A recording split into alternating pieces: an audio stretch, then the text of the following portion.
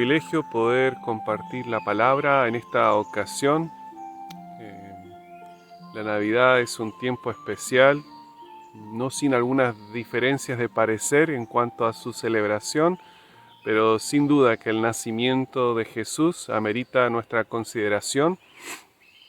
Quisiera compartirles hoy de la humillación del pesebre, invitarles a Filipenses capítulo 2 para considerar a Cristo. La pregunta que quiero hacer es cómo afecta el nacimiento de Jesús nuestra vida congregacional. Yo creo que la mayoría de nosotros entiende algo de lo que significa la cruz de Cristo para nuestra iglesia, su enfoque, su proceder y su meta, su proclamación. Como creyentes gozamos de una comunión con Dios desde aquel momento en el cual el velo fue rasgado, y esa comunión se extiende consecuentemente a nuestro relacionamiento uno con el otro, en Cristo, en la iglesia. Entonces, en una forma muy real, la cruz nos orienta como congregación, y por supuesto esto corresponde. Pero esta tarde quisiera meditar brevemente en lo que implica para la iglesia el nacimiento de Cristo. O sea, que no solamente la cruz nos orienta, sino que de alguna forma muy real también el pesebre nos orienta. El texto es muy conocido, lo quiero leer sumando algún sinónimo para facilitar su comprensión. Dice Filipenses 2, comenzando con el versículo 5. Haya pues en vosotros este sentir, o actitud, o perspectiva, o manera de pensar, que hubo también en Cristo Jesús, el cual, siendo en forma de Dios, o por naturaleza Dios, no estimó el ser igual a Dios como cosa a que aferrarse, sino que se despojó o se rebajó a sí mismo, tomando forma o naturaleza de siervo, hecho semejante a los hombres, y estando en condición de hombre, se humilló a sí mismo, haciéndose obediente hasta la muerte y muerte de cruz. Hay conceptos teológicos muy interesantes en este texto que dan para toda una vida de estudio. Además, el texto probablemente es parte de un himno hermoso de 3 estrofas, y hay mucha belleza para descubrir también en estas palabras. Pero no es lo que quiero compartirles hoy. Oremos y procedamos. Señor, al contemplar tu palabra en esta oportunidad, en esta fecha especial, ruego que tú abras nuestros ojos y ablandes nuestros corazones. Te lo pedimos en el nombre de Cristo Jesús. Amén. El texto claramente uno puede identificar, contiene un mandamiento y contiene también un ejemplo para nosotros. El mandamiento es muy sencillo, se nos manda a cultivar la actitud de Cristo Jesús. El texto dice, haya pues en vosotros este sentir que hubo también en Cristo Jesús. Es un mandamiento claro y es un mandamiento sencillo. En los versículos anteriores a los que acabamos de leer, se prohíbe lo contrario, lo opuesto a la actitud de Cristo Jesús. Dos cosas se identifican claramente en los versículos 3 y 4. Versículo 3 dice, nada hagáis por contienda o por vanagloria, opuesto a la actitud del sentir de Cristo Jesús. Y el versículo 4 dice, no mirando cada uno por lo suyo propio, también lo opuesto a la actitud de Cristo Jesús. Entonces, en esta actitud de Cristo, en este sentir de Cristo, no hay vanagloria, no hay contienda y no hay egoísmo. Este es el mandamiento claro para nosotros. Luego de presentarnos el mandamiento, pasa el texto a hablarnos del ejemplo, el ejemplo de Cristo Jesús. Se nos confronta con su abnegación y con su humildad. Nos dice primeramente el texto que Él se despojó o que Él se rebajó. Dice que siendo en forma de Dios, no estimó el ser igual a Dios como cosa a que aferrarse, sino que se despojó a sí mismo, tomando forma de siervo, hecho semejante a los hombres. O sea, que Él no insistió en ser honrado como le correspondía siendo Dios, sino que se despojó de gloria, se despojó de honor y se rebajó a condición humana, eso sí, libre de pecado y de toda herencia pecaminosa. Él no podía ser obligado, él tenía derecho a rehusarse, pero se rebajó voluntariamente. Él aceptó miserias, penurias, limitaciones durante una vida terrenal que nosotros no podemos comprender. Uno escucha de personas que estuvieron en la cima de su deporte, en la cima de su profesión, y luego terminaron repentinamente en la ruina. Esa tiene que ser una amargura que no podemos imaginar. Haberlo tenido todo para luego perderlo todo. Pero nada de eso que hayamos escuchado o visto se compara con la humillación de Cristo Jesús, de la honra que le correspondía a condición humana. No es posible comprender, aunque creo que debemos esmerarnos en tratar de imaginar lo que habrá sido. No fue una, en cierto sentido, noche de paz en la que nació Jesús. Fue una noche de dolor, fue una noche de llanto, de cansancio y de agonía, pero sin duda que también de alegría. La abnegación de Cristo lo lleva a un nacimiento humano, un nacimiento en circunstancias que hoy nosotros consideraríamos inhumanas. El sentir de Jesucristo le lleva a una abnegación radical. No solo se despojó, sino que el texto nos dice que se humilló. Y estando en condición de hombre, se humilló a sí mismo, haciéndose obediente hasta la muerte y muerte de cruz. Cristo Jesús nace para morir, para que nosotros los condenados a muerte podamos vivir. Esa es, en breves palabras, la historia de la Navidad, cual no tiene mucho que ver con cómo se celebra la Navidad hoy en nuestro contexto y en nuestra cultura. La verdad es que todos hemos pecado contra Dios y si no muere un sustituto absolutamente perfecto en nuestro lugar, nos espera la muerte eterna. Y Cristo viene, nace, justo para cumplir esta obra de redención, de salvación, lo cual es causa de gran gozo, alegría y consuelo para nosotros. Fue su humildad que lo lleva a una muerte y no una muerte cualquiera, una muerte de cruz.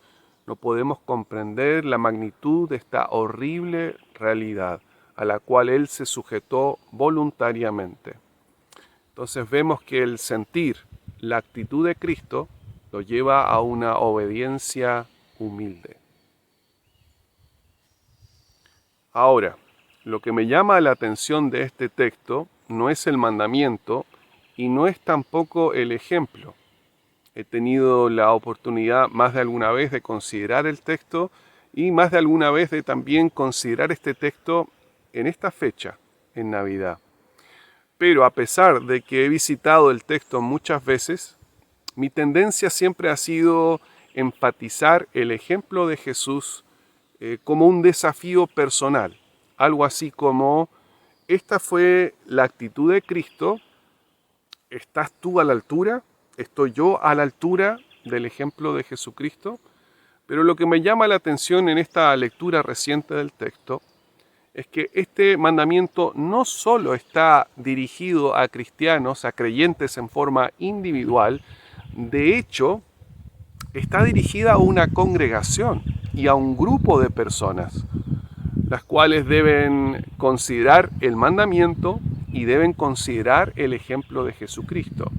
La actitud de Cristo Jesús debe caracterizar a la congregación, a nuestra congregación. El énfasis del texto aquí en realidad es corporativo, más allá de que cada uno de nosotros tiene que hacer una aplicación personal. Las palabras están dirigidas a un grupo de personas. Es una exhortación a la hermandad, dice el texto, vosotros, hablando en forma plural, a los que están en Cristo en ese lugar y hoy a los que están en Cristo en UCB Trigales. Es un mandamiento para la iglesia, por lo tanto un mandamiento para nuestra iglesia local. Es un mandamiento que nos lleva a considerar su abnegación, su humildad y sujetarnos a su sentir, a su actitud. Entonces vemos que es algo que por supuesto debe ser implementado individualmente, pero es algo que debe ser característico de nuestra congregación. Entonces me lleva a la reflexión y a preguntarme no solo individualmente si estoy desarrollando ese sentir, si lo estoy cultivando, sino cómo estamos nosotros como hermandad, como cuerpo de Cristo en este lugar donde Dios nos ha puesto. Entonces uno se tiene que hacer la pregunta, o debemos hacernos la pregunta, en nuestra congregación, ¿abundan los hermanos que añoran servir en roles visibles? He escuchado a más de alguna persona en otra iglesia decir, no me toman en cuenta, no me permiten servir. Y indagando un poco, lo que me he dado cuenta es que detrás de esa queja, en realidad, hay una circunstancia muy particular. Y lo que está añorando el hermano o añorando la hermana es poder servir en una forma visible, pública, generalmente desde la plataforma. Entonces me hago la pregunta, ¿es característica de nuestra congregación que se busca servir en una forma visible y pública? ¿Será que despreciamos el servicio anónimo? Un servicio que no se preocupa necesariamente de ser visible y ser reconocido, de estar al frente. En nuestra iglesia abundarán los hermanos, abundarán las hermanas que se amargan o se quejan cuando su servicio tras bambalinas no es reconocido públicamente, regularmente. ¿Será esa la realidad? En esta comunidad cristiana de la cual Dios nos ha hecho parte, estamos a veces obsesionados por la forma en las cuales nuestras necesidades son atendidas, al punto tal que ignoramos las graves necesidades de nuestros hermanos, circunstancias en las cuales nosotros podríamos ser de ayuda y serles útiles, a ese punto. En nuestra iglesia nos caracterizamos por defender nuestro territorio eclesial, nuestro espacio, nuestro ministerio, nuestro énfasis. Aseguramos a toda costa los recursos necesarios para nuestro proyecto predilecto. Nuestro ministerio por sobre los demás, nuestro énfasis por sobre los demás. Contendemos agresivamente, políticamente, por nuestro modelo de ministerio. ¿Será esa la realidad de nuestra congregación? La verdad es que aquí hay mucho por reflexionar. Lo que quisiera que sí se acordaran es que el mandamiento en este texto, aunque es válida su consideración y su aplicación personal, son palabras dirigidas a una iglesia, un mandamiento para la iglesia, el ejemplo de Cristo para aquellos que están en Cristo para imitar a Cristo en su abnegación y su humillación. Muchas cosas que se me dan vuelta por la cabeza. Considero a la luz de este mandamiento cómo quizás deberíamos llevar a cabo algunas votaciones donde hay una mayoría, donde hay una minoría, me refiero a la iglesia, y donde a veces termina imponiéndose la voluntad de la mayoría por sobre la voluntad de la minoría. Y a la luz de este texto y estos conceptos, ¿cómo deberíamos trabajar estas cosas? Sin duda que lo que conviene es la unanimidad. Y comparto algunas de estas cosas libremente, hermanos, porque en la última reunión de miembros, en la que pudimos participar, que fue también la primera reunión de miembros en la que pude participar con mi esposa, me dio tanta alegría no ver muchas de las cosas que ahora estoy describiéndoles. Por eso la libertad con la cual siento para poder compartir estas cosas.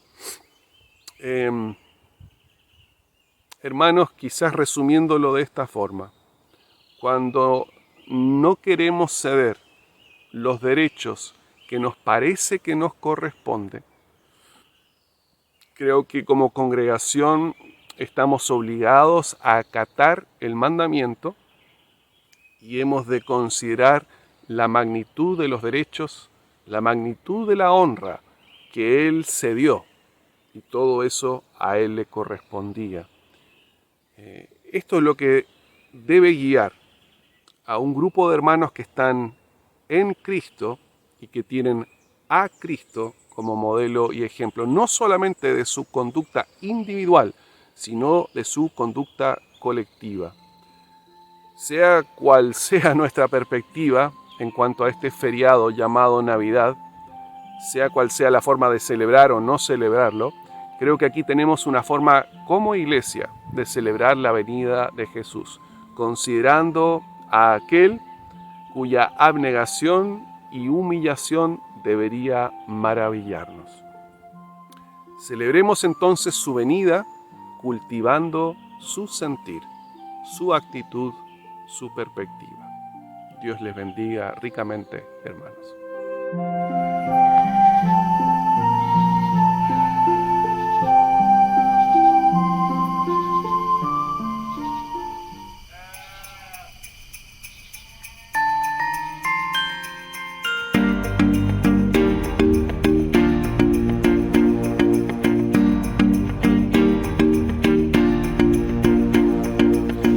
Amor profundo, inmenso amor, de gozo llena el corazón, que el Dios eterno en su bondad tomará forma corporal.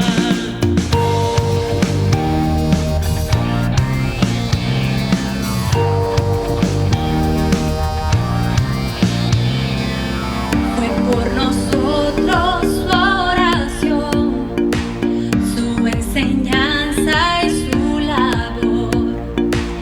Jamás buscó su propio bien, se hizo siervo siendo rey. Hosana, Hosana, nació el Salvador. Hosana, Hosana, Jesús el Redentor. Hosana, Hosana, nació el Salvador. Hosana, Hosana, Jesús el Redentor.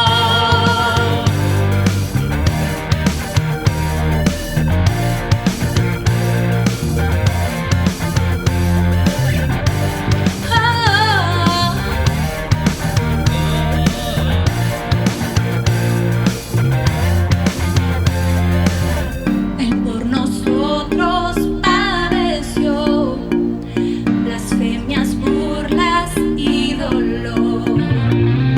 Y para darnos vida y luz, halló la muerte en una cruz. Hosana, Hosana, nació el Salvador. Hosana, Hosana, Jesús el Redentor. Hosana, Hosana, nació el Salvador. Hosana, Hosana, Jesús el Redentor.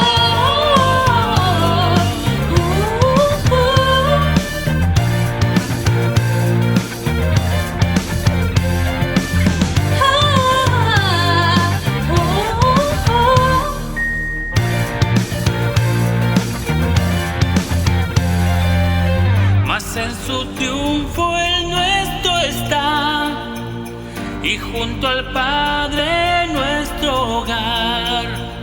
Nos da su espíritu y en él hallamos gozo, paz, poder.